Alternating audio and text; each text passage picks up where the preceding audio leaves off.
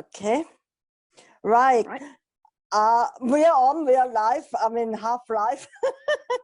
Hello, everyone. Welcome back to Kakake coffee show with me, Google Flick.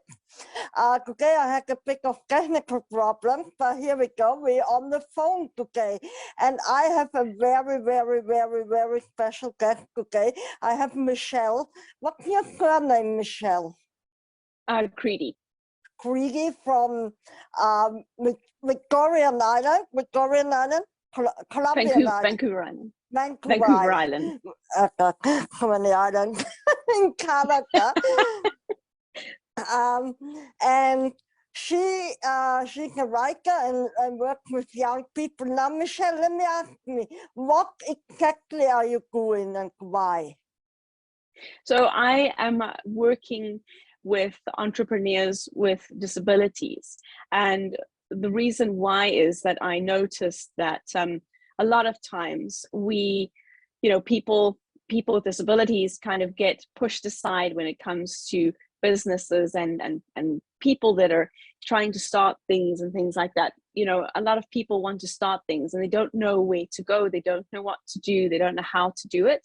And so and then of course you run into accessibility things. So you might want to start something, but now I don't know how to do that in a way that works for me. I'm totally blind, so I can relate to a lot of their sort of challenges. And another piece that I do is I support people to get leads online and things for their businesses, because as we know, with the last 2 years, the pandemic, a lot of people have been working from home and having to work from home. And of course, some people with disabilities are not able to go into the workforce now with the pandemic and things like that, and they've had to work from home. So I really just want to be someone that can support people with disabilities as they maybe want to strike out on their own or develop their company or get some ideas on how to make things more accessible. Okay, so brilliant. Do you think there is any help for disabled people? Like, when I met you, I was wondering, how are you doing that on Facebook? You understand? Without, I'm sending you a message. So how does this work for disabled people? Are there possibilities? Well, I can only speak for kind of Canada, because I don't know about the rest of the world, but there's not a lot of support and help for the disabled community. In terms of, there's a few like grants you can get to get technology, or there might be, of course, there's people that will help you and things like that, and there's different programs and things. But for actual people that are trying to start businesses, there's not a lot of help. And unfortunately, the training opportunities are a bit limited as well. So, sometimes you have people that want to come in from charities or organizations for the blind, for example. I'm blind, so that's what I relate to.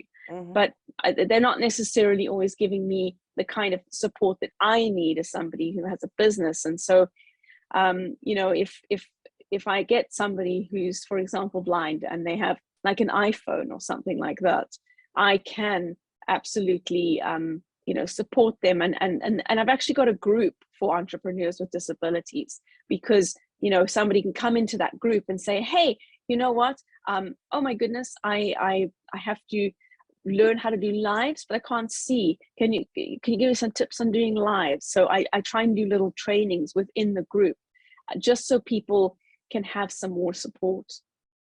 I love it. Come on.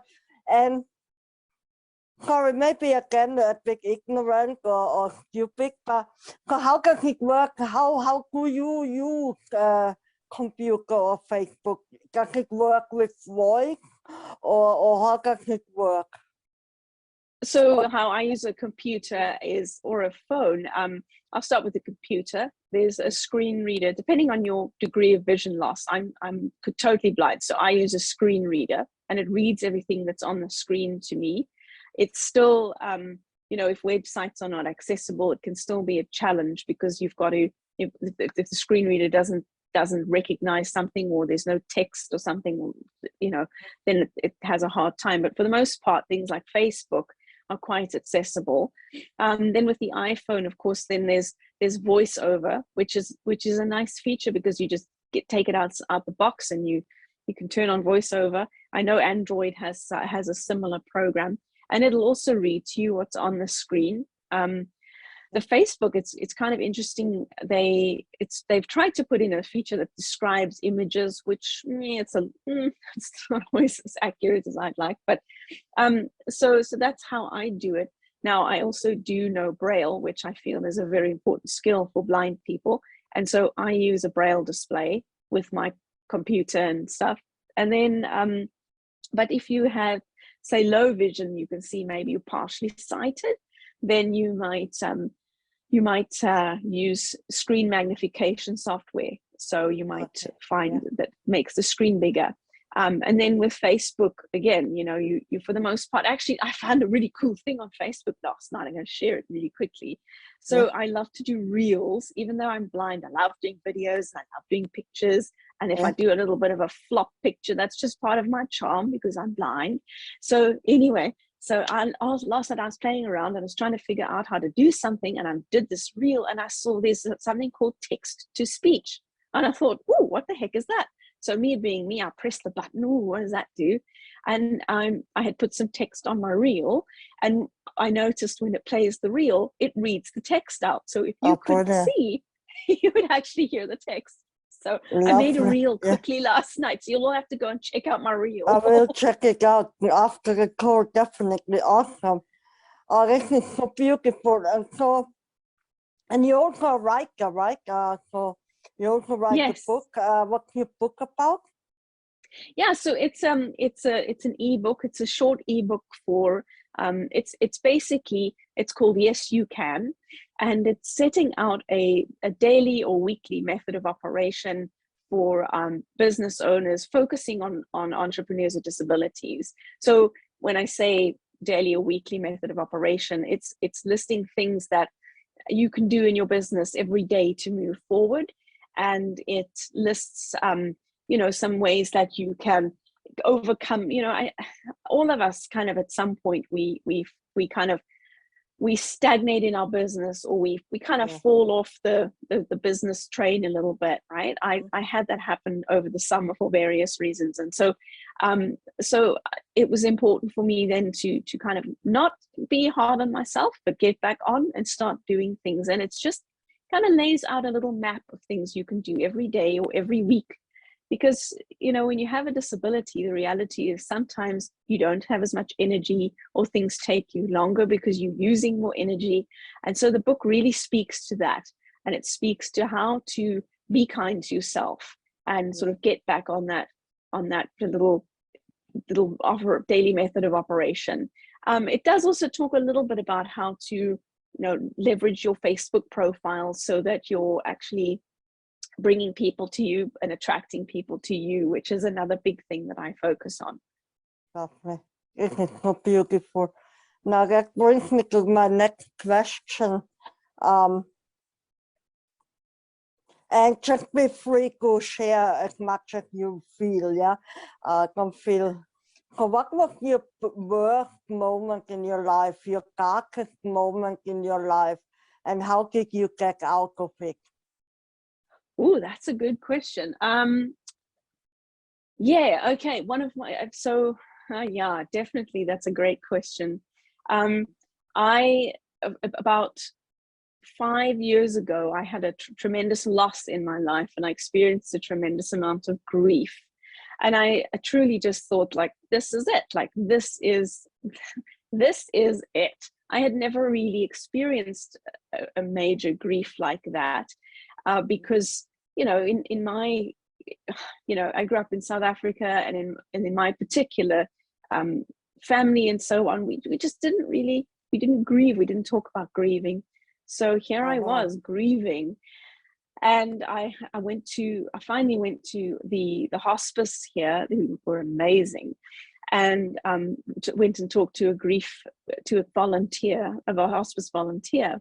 But it was a really, really awful time, because I felt like I just had nobody that understood you know, they were like, oh, well, you know, you're blind, it's probably for the best, and all this kind of nonsense that Whoa. people say to people with disabilities, like, Whoa. yeah, you know, What? yeah, yeah, I have a, you know, I have a loss of a person, you know, and now you're telling me, oh, well, it's probably for the best. Yeah, you know what you can do, right? Yeah, exactly. Anyway. What? What? Yeah, no, oh my God, I'm shocked. I mean, what has one thing to do with Tiago in the first place, right? I mean, Yeah, you know, exactly. what has being blind to do with losing something? Nothing, right? Exactly. Oh my Nothing. God, it's shocking. But yeah, and so it was it was an interesting experience though, because I was very, at the time I was actually studying to be a minister in the church, in the Christian church. And so at the time I was very much, you know, I was angry at the divine. I don't want to bring faith yeah. into it too much, or religion into it, but I was angry. And then I since have left that particular vocation, but at the time I was very angry, and I was like, there's nothing, and it was actually the way I kind of got out of it is I was just starting to realize that you know, in actual fact, the reason that I don't feel I have support is that I need to maybe get into different circles of people, and maybe start reaching out a little bit more. Really, you know, it stripped me down, like it stripped me down to the core of my being. And I had to when you grieve, you can't sort of BS, you're just vulnerable. And there's beauty in that vulnerability. There's such beauty in that vulnerability, because I suddenly realized, like, this is the human experience. The reason that I'm so bereft is because I actually loved so deeply. I loved so deeply that now I'm bereft. And I ended up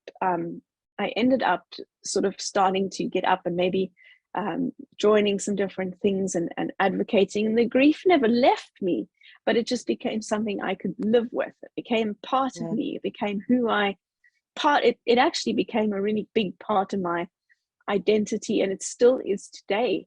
And it changed me. It made me a much more sensitive person. I now know that it's okay to be vulnerable, and it's okay to cry and all those different things. And I feel much more connected to the world. And what I guess I started to, it was actually beautiful how the universe worked, as I was doing a sermon about inclusion in the church, including like LGBTQ plus. So I identify as queer and non-binary, and I did a sermon about it, and I thought, oh, this is the moment.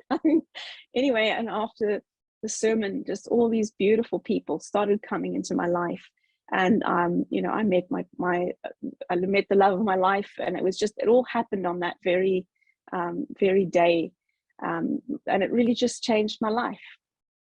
Beautiful. Oh my God, I'm speechless. It's such a beautiful story. Oh my God, so lovely. I'm so happy for you. And how are you now? I know you said the grief is with you. I see grief. I lost my grandmother. My first heavy grief was when I was 11, when I lost my grandmother. And you know what it is? What I learned, that the person you lose is always with you. It's very, you understand, you always can call on them. You know, absolutely. You never really lose them. That's what I've learned. You know, I have learned that people are always with me. As you know, last year I lost a dear friend, and I thought, oh, you know, it was beautiful. I was walking the day that she died. I left work because I couldn't sort of cope with being at work anymore. So I left, and I went down to the ocean, and I said, you know, I would just love to find some oh, it's beautiful, I could cry. I would love to find some seashells. They're called sand dollars, and they're kind of like round. They just look like little dollars. And I said, you know, that would just be such a beautiful sign. And if I found these little sand dollars, I would know she was with me. And you know, I found like 6 or 8 of them not even just Oh, one, it was just this whole pile of them. And I was like, I just was crying, and I said like, oh my goodness. And I believe that she was there, she was with me, and she still is 100%. with me. Yeah, she is with Yeah, you.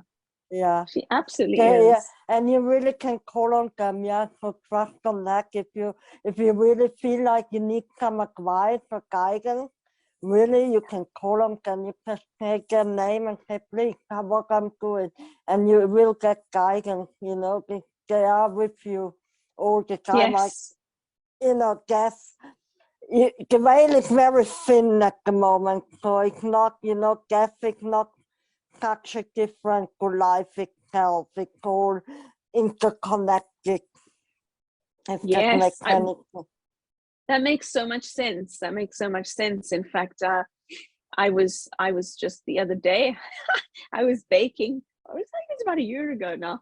I was making a pie, like a vegetable or mushroom pies or something. Mushroom pies, that's what it was. And my granny used to make mushroom pies, and my I was trying to. We eat a plant-based diet, and so I was trying to sort of adjust the recipe a little bit. But I also had to make it gluten-free. So I was like, oh, there's lots of stress. Yeah. And I said, oh, Granny, just help me, please. I don't know how to do this. And I was in the kitchen, and I just that loudly said, oh, Granny, come and help me. And she did. I made those Yeah. pies, and they tasted just like Granny's Brilliant. pies. Oh my God, this is amazing. Oh, it is so beautiful. Oh my God, I could hug you now. No, me too. I know. Now I want to ask you this, usually my last question, but so imagine today is your last day, okay? The last day on earth, like, because we're talking, you know, little bit. What would be your message for the world, your last final statement, if you want to put it like this? Oh wow, that's profound. Well, I think my final message would be, don't worry about what other people think. Like, just live your life, be you. I'm starting to make a lot of changes in my own life. Started going by Mitch, started telling people I'm non-binary, just different things. And at first I was so worried. What are people gonna think? And I would just say to people, don't worry about what people are gonna think. Because you know what? I don't know if this is anything, but for myself, I believe that we're all on our own spiritual journey, our own spiritual path. And in actual fact, for myself, yes, I'm blind, but I actually believe that that is something that I chose to come to earth and experience for whatever reason. I don't know what the reason is. And I'm always used to be concerned about, like, why am I blind and all the rest of it?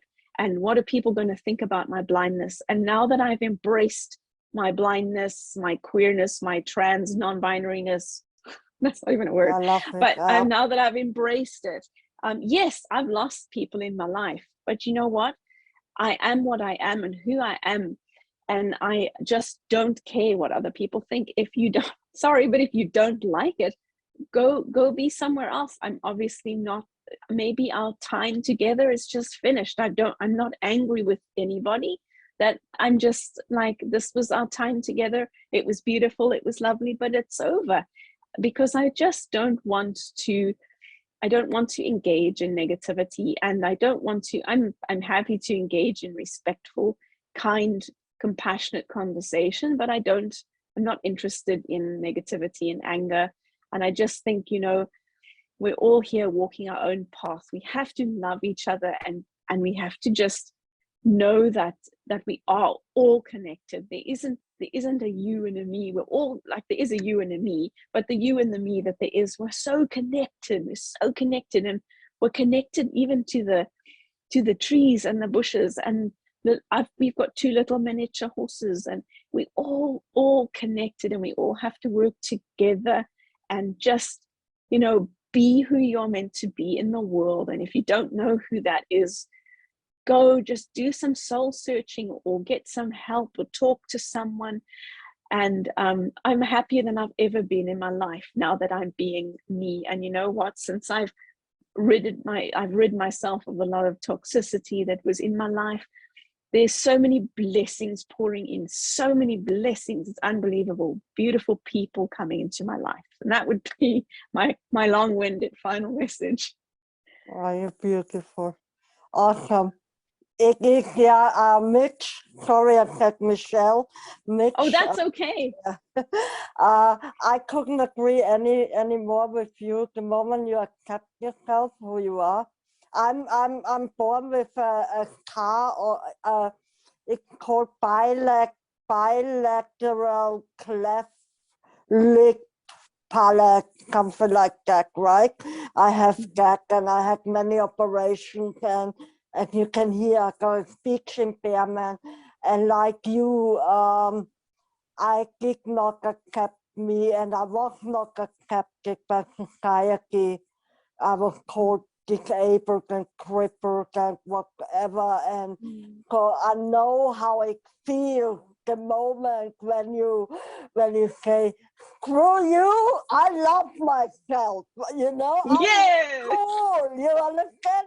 That's how I look, and that's who I am, and that's how I speak, and if you don't like it, then, you know, don't be with me, and life goes on, you know, and that moment is so significant and so important, and this is a complete game changer, and it makes life wanna be lived, right? It's like that's the moment when you actually want to live. Yeah.